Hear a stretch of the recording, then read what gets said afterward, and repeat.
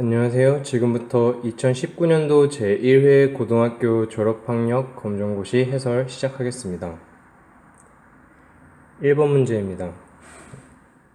자동차 에어백에 사용되며 물체의 속도 변화를 감지하는 센서는? 이라고 물어봤네요. 여러분, 이 문제는 바로 센서에 대한 문제입니다.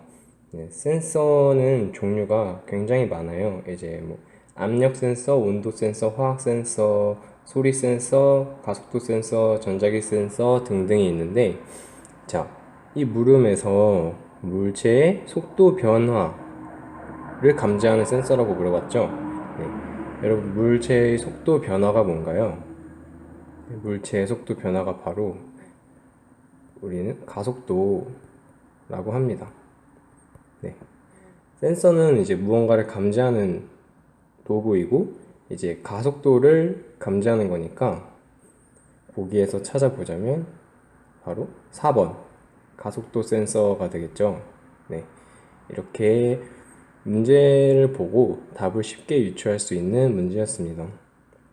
가속도 센서는 여기 나와 있는 대로 이제 물체의 속도 변화를 감지하는 도구이고, 그 밖에도 이제 에어백 말고도 게임용 리모컨, 진동계 등에 사용이 됩니다. 리모컨이나 진동계 등에 사용이 됩니다. 보기에 나와 있는 다른 센서들을 보면 먼저 온도 센서는 뭘까요? 온도 센서. 이름에서 알 수 있듯이 이 온도 센서는 온도에 따라 변하는 성질을 이용하는 것으로 이제 온도에 따라서 변하는 성질들을 감지하는 센서를 바로 우리는 온도 센서라고 합니다. 예를 들면은 온도 센서는 열 화상 장치에 이용할 수 있겠죠. 아니면은 가전제품의 온도 조절 장치에 사용이 됩니다. 그 다음은 이온 센서가 있네요. 이온 센서랑 3번에는 화학 센서가 있어요. 여러분, 이 이온 센서는 바로 화학 센서의 종류의 하나에 속하는데요. 화학 센서는 이제 특정 화학 물질을 감지합니다. 화학 물질을 감지하는 것을 우리가 화학 센서라고 해요. 그래서 만약에 화학 센서 중에서 이제 기체를 만약에 감지를 한다. 기체를 감지를 할 수 있고 액체를 감지를 할 수 있는데요. 바로 이 기체를 감지하는 센서는 우리가 바로 가스 센서라고 합니다. 가스 센서. 그리고 이 액체를 감지하는 센서를 우리가 여기 나와 있는 보기 2번인 이온 센서라고 합니다. 센서의 종류는 많고, 근데 이름으로 그 의미를 파악할 수 있기 때문에 여러분들이 다른 센서까지 공부를 하셔야 합니다. 그래서 1번의 답은 4번. 2번으로 넘어가겠습니다.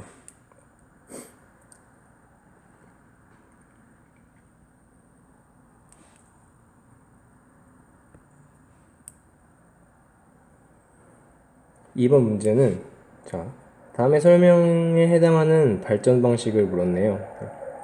발전 방식에도 종류가 참 여러 가지가 있죠. 한번 설명을 한번 보겠습니다. 태양의 빛 에너지를 전기 에너지로 전환한다고 나와 있어요.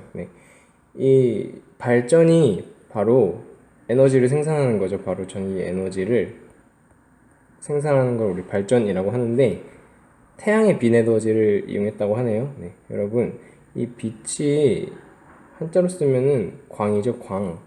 그래서 태양빛을 우리가 태양광이라고 합니다. 태양광. 자, 보기를 한번 보시면 조력발전, 풍력발전, 원자력발전, 태양광 발전 이렇게 있어요. 그렇죠? 그래서 이 문제도 이제 문제를 잘 읽으면 답이 태양광 발전이구나 라는 것을 알 수가 있습니다. 태양광 발전은 이제 말 그대로 태양빛을 이용하는 거고, 이제 그걸로 전기 에너지를 생산하는 것을 태양광 발전이라고 하고요. 다른 보기에 있는 발전들을 보면 먼저 1번 조력 발전을 볼게요. 조력 발전은 이제 밀물과 썰물을 이용한 발전 방식을 우리가 조력 발전이라고 합니다. 네, 그리고 이번에 풍력 발전이 있어요. 네, 풍력 발전은 이름에서 알 수 있듯이 바로 자연의 바람을 이용한 발전 방식이겠죠. 바람을 이용한 발전 방식을 우리가 풍력 발전이라고 합니다. 그 다음에 원자력 발전이 있어요. 원자력 발전. 네. 원자력 발전은 여기 이름에서 알 수 있듯이 원자력을 이용하여 전기 에너지를 생성하는 것을 우리가 원자력 발전이라고 합니다. 네. 그래서 2번의 답은 4번이 되겠습니다. 네. 다음은 3번입니다. 태양 주위 공준하는 행성의 타원 궤도를 나타낸 것이다. 행성의 공전 속도는, 그러니까 행성이 태양 주위를 도는 속도를 행성의 공전 속도라고 하죠. 행성의 공전 속도가 태양과 가까워지면 빨라지고 멀어지면 느려진다라고 했습니다. 이게 바로 케플러의 행성 운동 법칙이었죠. 케플러의 행성 운동 법칙 중에 하나였습니다.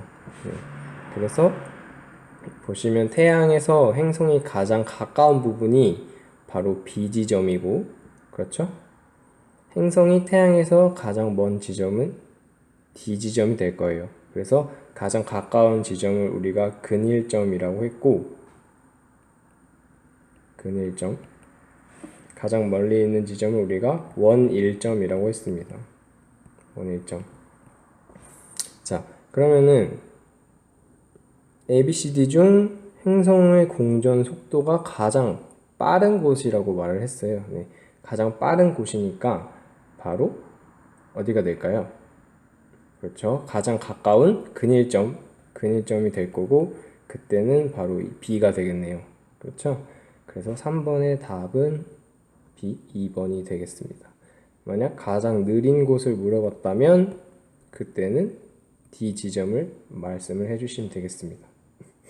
그래서 이 케플러의 운동 법칙에서 총 3가지가 있는데, 네, 이 중에서 바로 제2법칙인 면적 속도 일정의 법칙에 대한 문제였습니다. 자, 4번으로 넘어가 보겠습니다. 4번은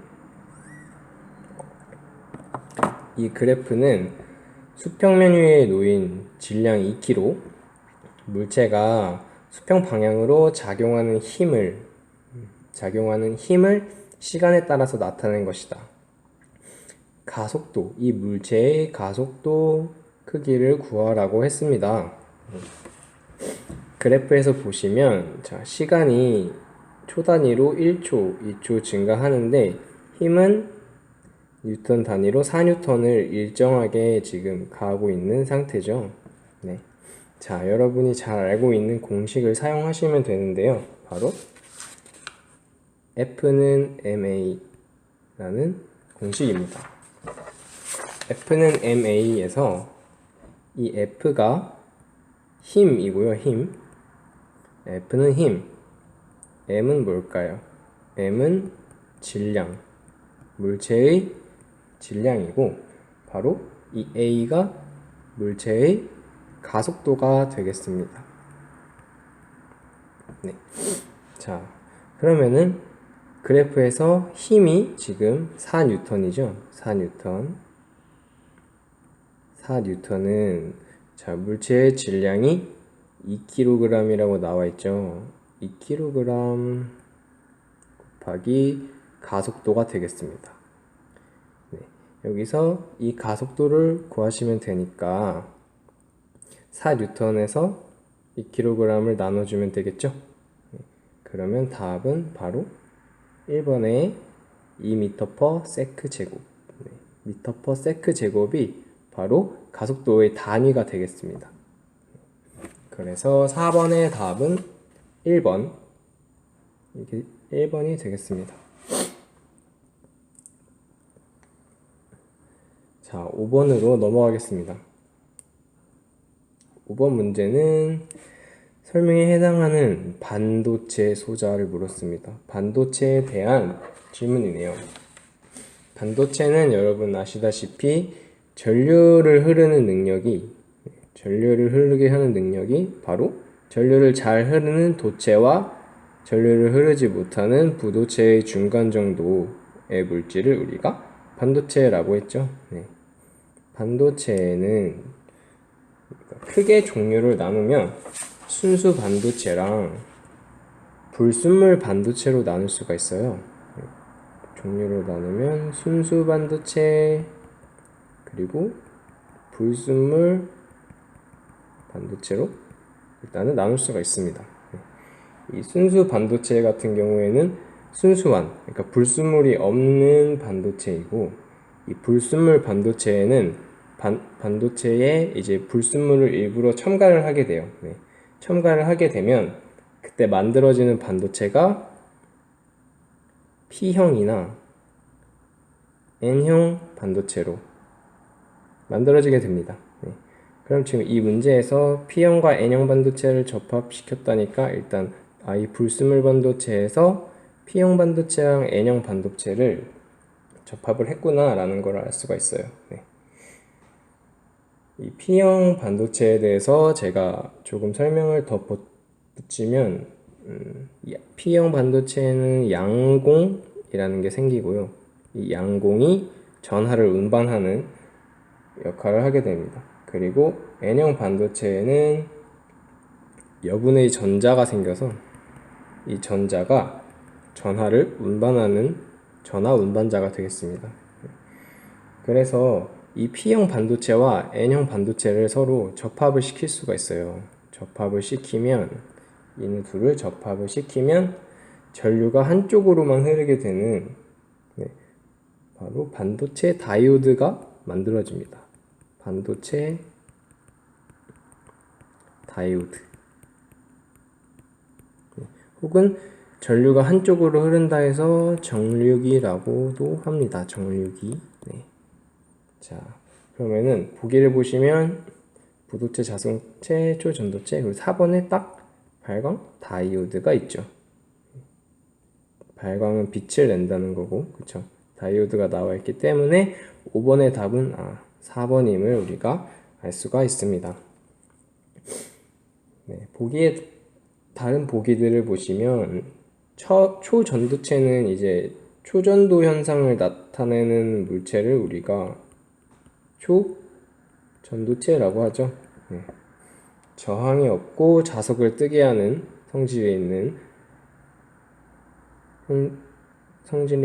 물질을 우리가 초전도체라고 하고, 부도체는 아까 말했듯이 전류가 흐르지 않는 물질입니다. 그리고 이번에 자성체는 자기적 성질을 가지고 있는 물질을 우리가 자성체라고 합니다.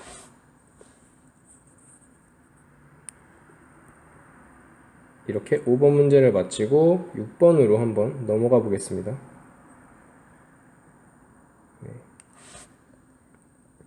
자, 6번은 열기관에 관한 문제입니다. 다음은 고열원에서 열을 흡수하여, 그때 열을 우리가 Q1이네요. 고열원에서 흡수한 열을 Q1, 그리고 한 일을 W, 대문자 W라고 했고, 저열원으로 방출한 열을 우리가 Q2라고 했습니다. 네. 그래서 이때 열 효율이 20%고 20%라고 합니다. 이때 고열원에서 1000J의 열을 흡수했다면 저열원으로 얼마나 방출을 하겠느냐, 이런 문제예요. 네. 여러분, 열 효율이 뭐였죠? 열 효율은 여러분들 아시다시피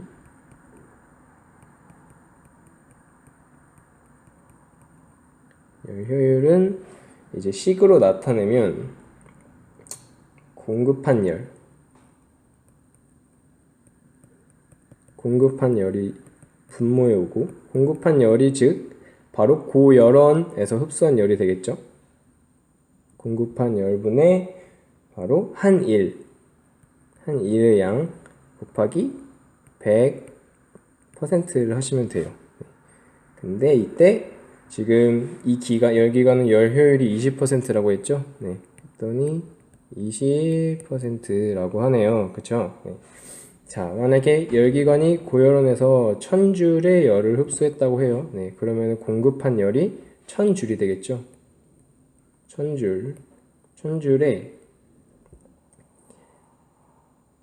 이제 한 일의 양에 곱하기 100을 하면 20%가 나오는 거예요. 네. 그러면은 여러분 생각을 해봤을 때 곱하기 100을 하면 이게 20이 나오려면 한 일의 양은 200줄이 되겠죠. 네. 200줄이 될 겁니다. 네. 근데 문제에서는 저열원으로 방출한 열을 물었어요. 그렇죠? 네. 이때 여러분 한 열기관이 한 일이 이제 고열원에서 흡수한 열 Q1에서 방출한 열 Q2를 빼시면 저열원으로 방출한 열이 바로 Q2죠. 네. Q2를 빼시면 1이 나옵니다. 그래서 1이 지금 200줄이고 200줄은 고열원에서 받은 1000줄 빼기 이제 저열원으로 방출하는 열이 되겠죠. 네. 따라서 저열원으로 방출하는 열은 800줄이 되겠습니다. 그래서 6번의 답은 3번이 되겠네요. 네. 7번으로 넘어가 볼게요. 네, 다음은 7번 문제입니다. 수소 원자 모형은? 이라고 물었어요. 그리고 친절하게 양성자가 1개, 그리고 전자가 1개 이렇게 구성이 되어 있다고 하네요. 네, 그러면 쉽게 찾을 수 있죠.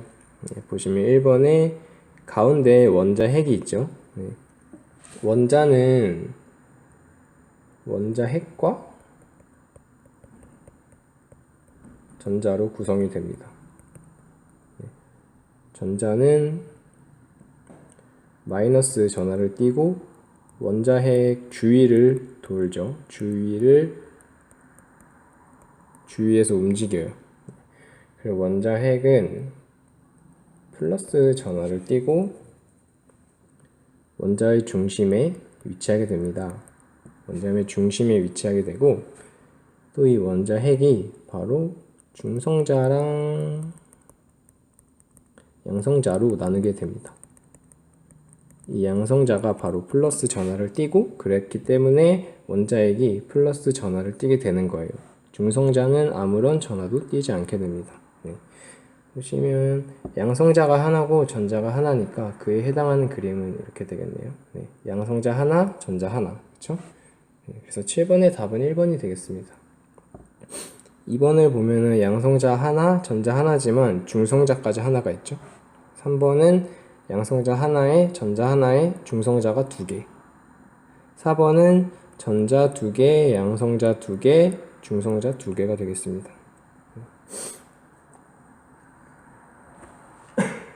8번으로 넘어가겠습니다. 다음 설명에 해당하는 물질. 이 물질의 고체 상태가 드라이 아이스다.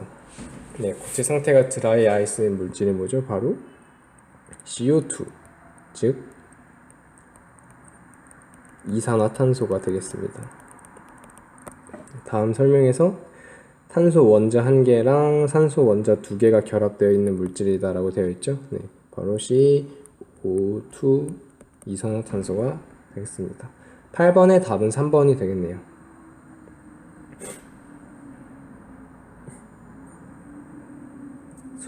다른 보기들을 한번 볼까요? 8번에서 수소 같은 경우에는 H2, 그렇죠? 오존 같은 경우에는 산소 원자 3개가 결합한 O3가 되겠습니다. 그리고 폴리에틸렌은 CH2 이 물질이 엄청나게 많이 연결되어 있는 것을 우리가 폴리에틸렌이라고 해요.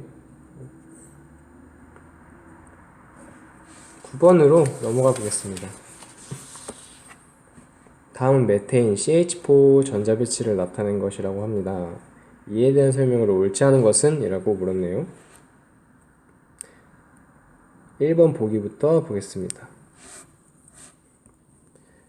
5원자 분자이다. 네. 분자가 지금 원자가 몇 개로 이루어져 있는지 묻고 있어요. 그렇죠? 네, 보시면 수소 원자 4개와 탄소 원자 1개. 그러니까 원자가 총 5개로 이루어진 5원자 분자라는 것을 확인할 수 있습니다.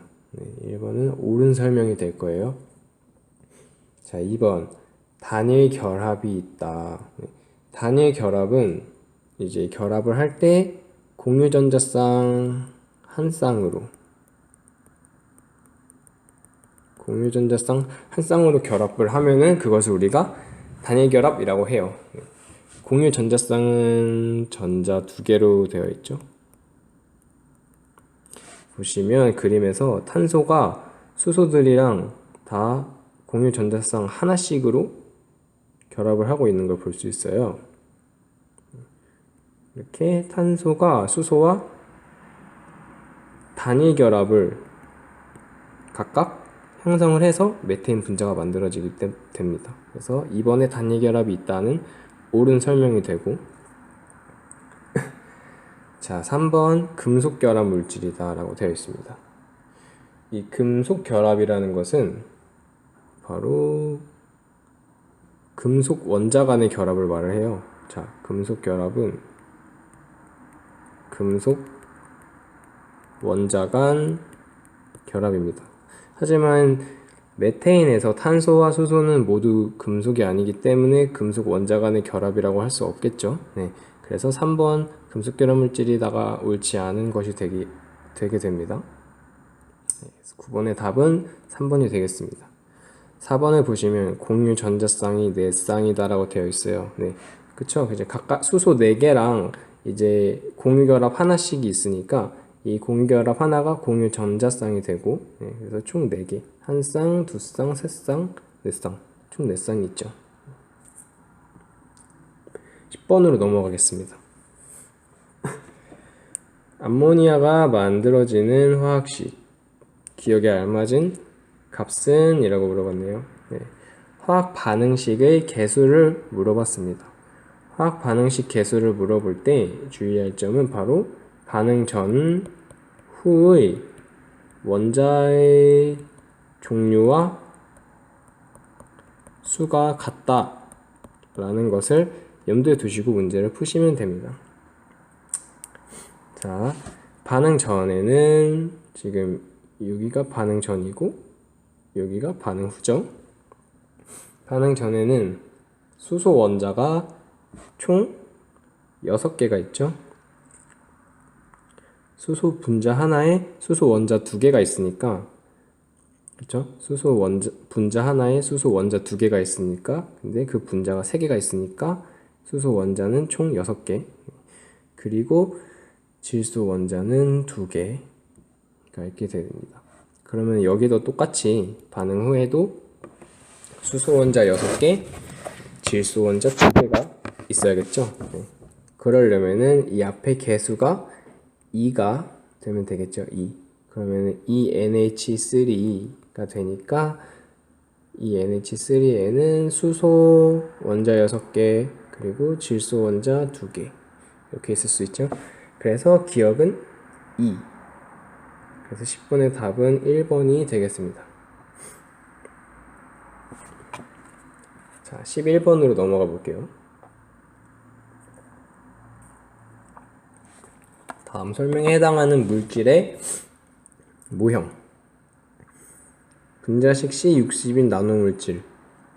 그리고 오각형, 육각형 형태로 이루어진 축구공 모양이다. 네, 여기서 축구공 모양을 찾으면 1번 하나밖에 없죠. 네, 바로 11번의 답은 1번이 되겠습니다. 참고로 이 물질의 이름을 여러분들이 또 알고 계셔야 합니다. 이 물질의 이름은 바로 플러렌이라는 거예요. 플러렌. 네, 플러렌이라는 물질이고, 보시다시피 축구공 모양이 내부가 비어 있어서 이 안에다가 무언가를 가둘 수 있고 매우 단단하고 전기를 잘 통합니다. 이 문제는 바로 탄소 동소체에 관한 문제인데요. 탄소 동소체는 탄소로 이루어져 있는데 이제 그 구조가 다른 물질들을 우리가 탄소 동소체라고 합니다. 네. 2번에 있는 탄소 동소체는 우리가 탄소 나노튜브라고 합니다. 튜브. 그리고 3번에 있는 녀석은 우리가 흑연이라 하고 4번은 그래핀이라고 합니다. 네.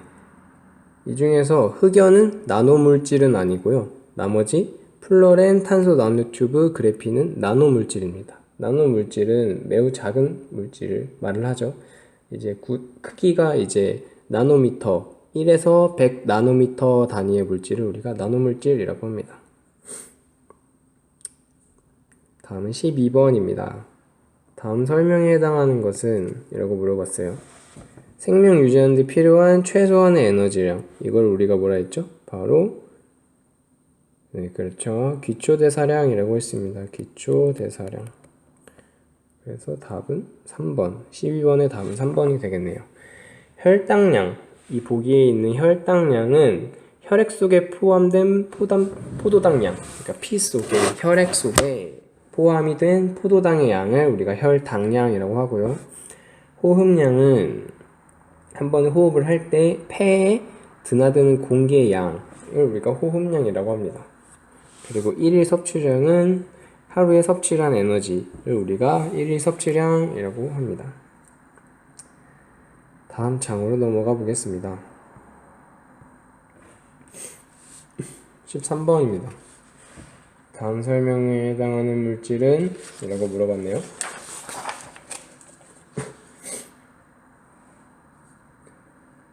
자, 세포막을 구성하는 물질 중 하나라고 했습니다. 세포막은 무엇으로 구성되어 있죠? 바로 인지질과 단백질이 세포막의 주 성분이에요. 인지질과 단백질. 근데 이번 설명에서 이 물질의 기본 단위가 아미노산이라고 되어 있습니다. 네, 이 기본 단위가 아미노산인 물질이 바로 단백질이죠. 네, 그래서 13번의 답은 2번. 이렇게 쉽게 찾을 수 있습니다. 녹말은, 이 보기의 녹말은 탄수화물의 종류 중 하나고요. 네, 비타민과 무기영유는 이제 우리 생리작용이랑 물질 대사를 도와주는 영양소였죠. 네. 다음은 14번입니다. 식물세포의 구조를 나타냈어요. 세포 호흡으로 생명활동에 필요한 에너지를 만드는 세포 소기관이라고 물어봤습니다. 네. 에너지를 만드는 세포 소기관은 우리가 당연히 알고 있어야 하는데 바로 ATP라는 에너지를 만들어내는 미토콘드리아가 되겠습니다. 미토콘드리아. 그래서 14번의 답은 3번이 되겠습니다. 다른 보기는 핵. 먼저 핵은 세포 내에서 가장 뚜렷하게 관찰을 할 수 있고 여기서 DNA가 존재해요. 바로 유전물질인 DNA가 존재하는 곳이 핵이고, 엽록체 같은 경우는 잘 아시겠지만 세포호흡이 아니라 엽록체에서는 광합성이 일어나게 됩니다.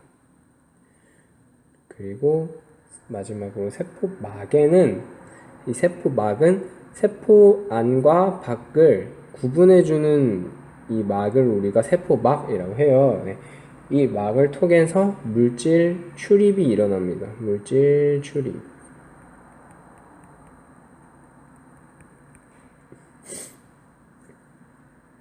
바로 이 물질이라 하면은 영양소나 노폐물 등이 되겠죠. 영양소가 들어오고 노폐물 나가고 이렇게 물질 출입이 일어나게 됩니다. 15번으로 한번 넘어가 보겠습니다.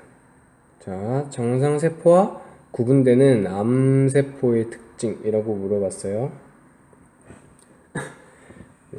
암세포는 종양 중에서 악성 종양을 우리가 암세포라고 합니다.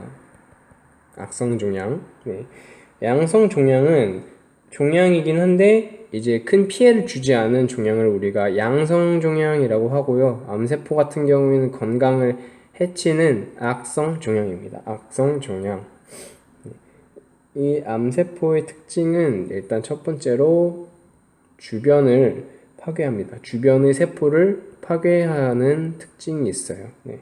그리고 처음 위치에서 쉽게 다른 분위로 전이가 됩니다. 전이가 쉽게 된다.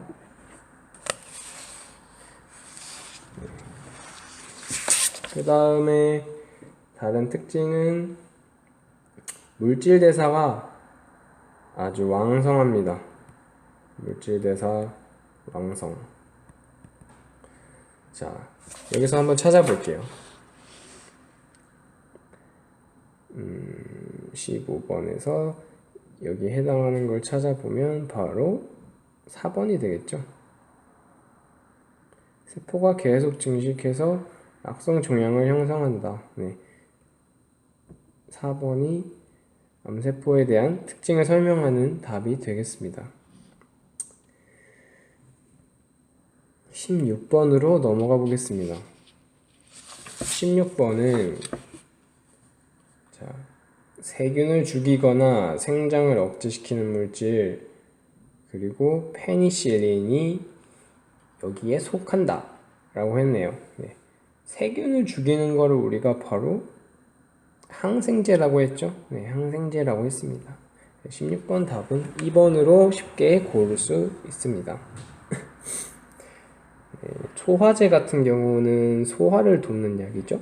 그리고 해열제 같은 경우는 바로 열을 내릴 때 쓰는 물질이고, 이 신경안정제 같은 경우는 긴장을 이완시키는 역할을 해줍니다.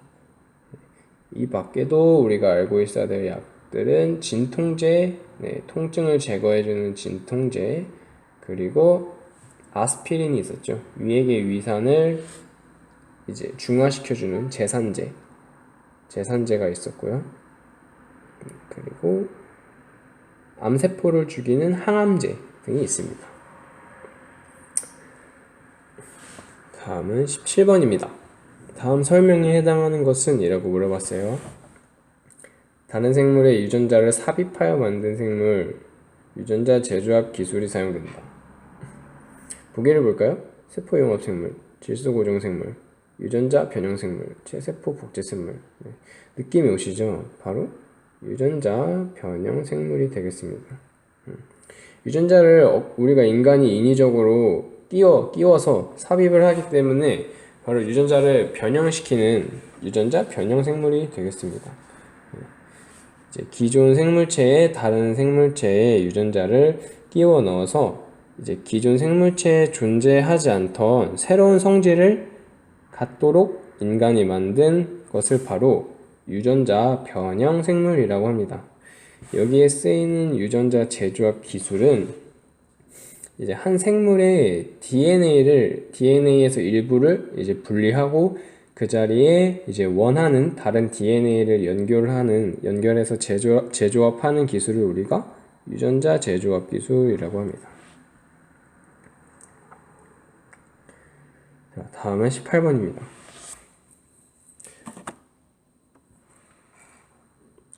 단백질 합성 과정을 나타냈습니다. 네, 단백질 합성 과정은 크게 전사와 번역 과정으로 이루어진다고 했어요. 이 전사 같은 경우는 바로 유전 정보가 DNA에서 RNA로 이동하는 것을 우리가 전사라고 했고요. 여기서 RNA에서 단백질이 합성되는 것을 우리가 번역이라고 했습니다. 그래서 간은 바로 DNA가 되겠죠. DNA.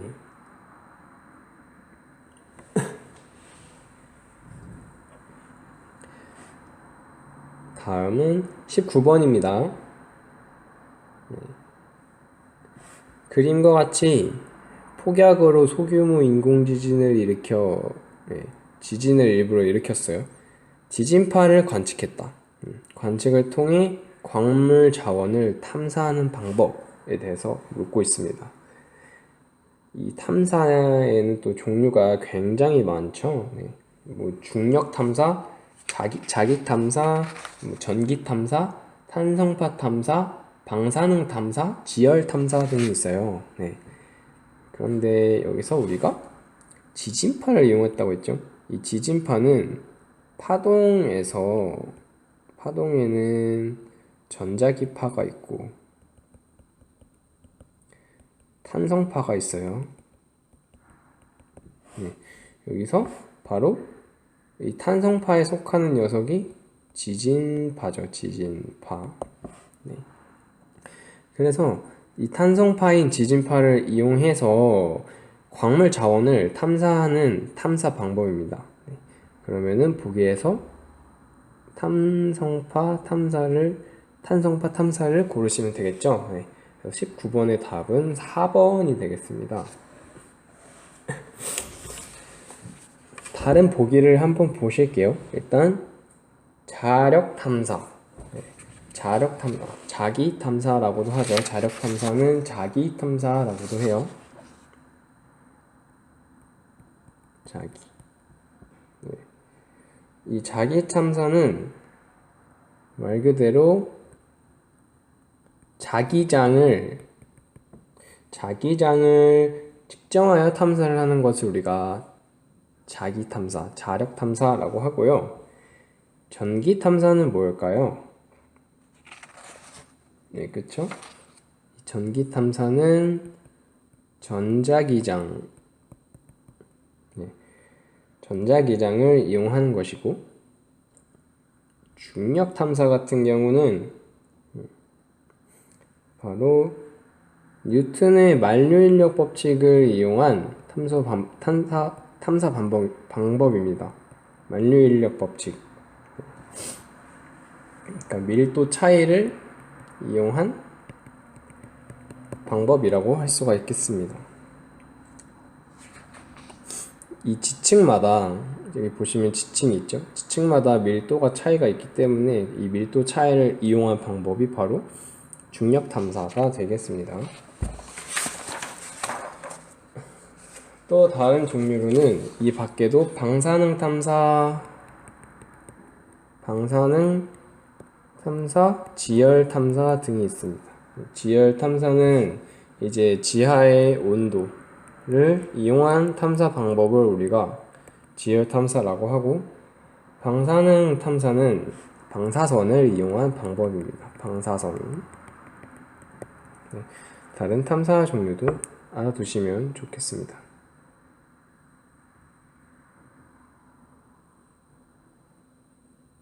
다음은 20번입니다. 다음 설명에 해당하는 별의 진화 단계에 대해서 묻고 있습니다. 자, 보시면 중력 수축하던 물질의 중심 핵에 부딪혀 폭발, 금납, 우라늄 등 철보다 무거운 원소가 생성된다. 네. 이것에서 우리가 바로 알 수 있죠. 바로 이 단계는 철보다 무거운 원소가 생성되는 초신성 폭발이다 라는 것을 우리가 알 수 있습니다. 20번의 답은 그래서 4번이 될 테고요. 이 별의 진화 단계가 여러분들이 잘 알고 계셔야 하는데, 별의 진화 단계는 일단 우리가 별을 주계열성 단계부터 우리가 별이라고 부르기 시작을 합니다. 주계열성 단계부터 우리가 별이다 라고 말하고, 이 주계열성 이전의 단계를 우리가 원시별이라고 해요. 원시별. 네, 여기 나와 있는 1번 보기, 이 원시성이 바로 주계열성의 전 단계를 말합니다. 네. 이때는 중력 수축에 의해서 지금 원시성에서 온도가 올라가게 돼요. 그래서 온도가 올라가서 수소 핵 융합이 시작되면 수소 핵 융합이 시작이 되면 그때부터 우리가 주계열성 단계라고 말을 합니다. 그 이후는 주계열성 단계의 다음 단계는 질량이 매우 큰 별이랑 질량이 태양과 비슷한 정도의 별로 나뉘게 되는데요. 네. 그래서 질량이 클 때, 그리고 질량이 비교적으로 작을 때 이렇게 나뉘어서 질량이 클 때는 주계열성 단계를 지나서 초거성, 그리고 초신성 폭발을 지나서 중성자별 혹은 블랙홀이 되게 됩니다. 크기가 질량이 작은 별 같은 경우에는 주계열성 단계를 지나서 적색거성, 초고성이 아닌 적색거성 단계를 지나서 행성상 성운, 그리고 그 단계 지나서 백색 외성이 되게 됩니다. 이렇게 여러분들이 별의 진화 단계를 꼭 알아두셨으면 좋겠습니다. 자, 이 부분을 지우고 21번으로 넘어가 보겠습니다.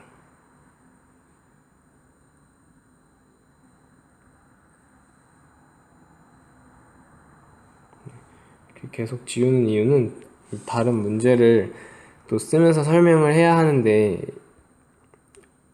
공간이 좁아가지고 자꾸 넘어가게 돼서 이렇게 지우면서 수업을 해야 되는 점을 양해를 부탁드리겠습니다. 네, 21번. 이 그래프는 지구에서 외부나 AB까지 거리에 따른 후퇴 속도를 나타낸 것이다. 네, 여러분 잘 알고 있죠? 이 후퇴 속도는, 은하의 후퇴 속도는 지구에서 멀어질수록 후퇴 속도가 빠르게 돼요. 네. 그리고 그래프에 나타나 있죠. 지금 지구에서 거리가 증가할수록 후퇴 속도도 같이 커지고 있는 그래프를 보여주고 있습니다. 그쵸? 자, 21번에서 이제 보기에 옳은 것을 골라보겠습니다. 후퇴 속도는 A가 B보다 빠르다. 아니죠. 거리가 더 먼 B의 후퇴 속도가 A보다 빠르게 되겠죠. B의 후퇴 속도는 지금 여기인데 A의 후퇴 속도는 여기잖아요. 그쵸? B가 더 빠르죠. 니은 지구와의 거리는 A가 B보다 멀다. 아니죠. 지구와의 거리는 지금 A는 이 지점, 근데 B는 이 지점이니까 B가 더 멀습니다. 자, 거리가 멀수록 후퇴 속도가 빠르다. 네, 맞게 되겠죠. 그래서 21번의 답은 2번이 되겠습니다. 네, 22번입니다. 달의 공전을 나타냈습니다. 달의 공전. 달은 지구를 약 한 달 정도에 거쳐서 지구 주위를 한 바퀴 돌죠. 네. AD 중 월식을 관측할 수 있는 달의 위치. 월식을 관측하려면 달이 안 보이는 거죠. 월식은 달이 안 보이려면 달이 가려져야 해요. 달이 가려져야 한다. 뭐에? 그림자에. 네. 달이 그림자에 가려지려면 햇빛이 여기서 오고, 그쵸? 햇빛이 여기서 지금 비추고 있으니까 달이 이 D 위치에 있으면 바로 이 지구의 그림자에 가려져서 이 달이 빛을 못 받으니까 우리 눈에 보이지 않게 되겠죠. 그쵸? 그래서 태양, 지구, 달 이렇게 배치해 있을 때 우리가 월식을 관찰할 수 있습니다. 그래서 22번의 답은 D, 4번이 되겠습니다. 다음은 23번입니다. 대기 대순환에 대해서 묻고 있어요. 대기 대순환. 네. 대기 대순환에 대해서 여러분들이 알고 계시겠지만 지금 보시면 북반구를 나타내고 있죠. 북반구. 여기 북극이니까 네. 이렇게 지구본을 반으로 쪼개면, 지구를 이렇게 가로로 쪼개면 적도를 기준으로, 여기가 적도죠. 여기가 북반구, 여기가 남반구가 됩니다. 북반구, 남반구. 여기 북극이 있고 여기는 남극이 있겠죠. 자, 자, 이렇게 대기가 지구의 대기, 공기가 순환을 하게 됩니다. 순환을 하게 돼요. 왜냐면은 이 위도별로 위도 0도, 여기가 적도죠. 위도 30도, 위도 60도. 이 30도, 60도는 중위도죠. 중위도. 그리고 극지방, 그리고 여기에 닿는 이 태양의 에너지가 달라요. 태양이 이제 햇빛을 우리 지구에게 이렇게 보내주는데, 적도지방에 햇빛의 에너지를 많이 받게 돼서 적도지방이 이 극지방보다 덥죠. 네. 더운데 그 에너지 불균형을 해소시키기 위해서 이렇게 대기가 순환을 하게 됩니다. 이 지구 대기가 순환을 하게 되는데, 그거를 우리가 대기 대순환이라고 하고, 네. 그에 대한 문제입니다. 자, 일단 먼저 이 극지방에서는 공기가 차가워서 밀도가 부피가 작아지면서 밀도가 커지기 때문에 이 하강기류가 일어나요. 하강기류가 일어나서 이 저위도로 공기가 내려오는데, 그때 부는 바람을 우리가 여기서는 A죠. 이거를 우리가 극동풍이라고 합니다. 극동풍. 동쪽에서 불어서 극쪽에서 부는데, 또 그 와중에 동쪽에서 불고 있기 때문에 풍향이 동풍이라 극동풍이라고 합니다. 그리고 반대로 적도지방에서는 공기가 상승을 합니다. 공기가 뜨거워서 밀도가 작아지기 때문에 공기가 상승을 해서 이제 요 위도 30도 부근까지 공기가 이동을 한 다음에, 공기가 위도 30도에서 하강을 하게 되면, 그때 공기가 하강을 해서 위도 60도 쪽으로도 이동을 하고 다시 적도 쪽으로도 이동을 하게 돼요. 네. 그래서 이 위도 60도 쪽으로 부는 바람을 우리가 여기선 B고 편서풍이라고 합니다. 편서풍이라고 하고, 풍향은 서쪽이죠. 네. 그리고 다시 적도 쪽으로 부는 바람을 우리가 북동 무역풍이라고 합니다. 자, 보기를 보겠습니다. 기억 A는 적도에서 부는 바람이다. 적도가 아니라 극지방에서 부는 바람이죠. 그래서 23번은 기억은 아니다. 니은 B는 편서풍으로 우리나라 황사현상에 영향을 준다. 그쵸? B가 편서풍이죠.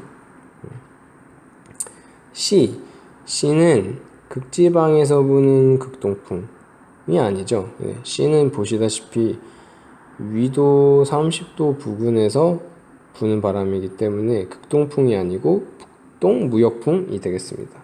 그래서 23번의 답은 2번. 자, 24번입니다. 대기권 기체의 부피비를 나타냈다고 하네요. 대기권 기체의 부피비. 이 기체의 구성 같은 경우에는 일단 78%로 가장 많이 차지하는 녀석은 바로 질소입니다. 네. 이 지구의 대기권의 78%는 질소고, 그리고 지금 20.9%니까 약 21%죠. 네. 이 녀석은 바로 사람의 호흡에도 이용되는 산소입니다. 산소입니다. 그리고 나머지 기타. 그래서 24번의 답은 쉽게 산소 2번 찾을 수 있습니다. 네. 마지막 문제 25번입니다. 태양계 행성 ABCD 특징을 나타낸 것입니다. 자, 여기서 지구형 행성을 찾으라고 했어요. 지구형 행성. 자, 태양계 행성에 뭐가 있나요? 태양계 행성에는 하나 이렇게 써볼게요. 수성, 금성, 지구, 화성, 목성, 토성, 천왕성, 해왕성 이렇게 있죠. 네. 그래서 우리가 이 태양계 행성을 분류를 두 가지로 할 수가 있는데 일단 내행성, 외행성으로 나눌 수 있고 지구형 그리고 목성형으로 나눌 수가 있어요. 네. 지구형, 목성형으로 나누면 이렇게 반으로 딱 나누시면 돼요. 그래서 수성, 금성, 지구, 화성이 바로 지구형입니다. 그리고 목성, 토성, 천왕성, 해왕성은 우리가 목성형 행성이라고 합니다. 이해되셨나요? 네. 그리고 이 지구의 안쪽에 위치한 수성과 금성을 우리가 내행성이라고 하고요. 내행성. 그리고 지구를 기준으로 지구 바깥쪽의 화성, 목성, 토성, 천왕성, 해왕성을 우리가 외행성이라고 합니다. 외행성. 네, 여기는 지금 지구형, 목성형을 묻고 있죠. 네, 그래서 이렇게 반을 나누셔서 수성, 금성, 지구, 화성 여기에 대한 물음을 찾으시면 됩니다. 지구형 행성과 목성형 행성의 이제 차이점을 보시면 일단 여기다가 한번 써볼게요. 지구형 그리고 목성형이 있어. 그쵸? 자, 그러면은 일단 반지름이 지구형 행성이 작아요. 반지름이 지구형 행성이 작고 목성형 행성은 반지름이 큽니다.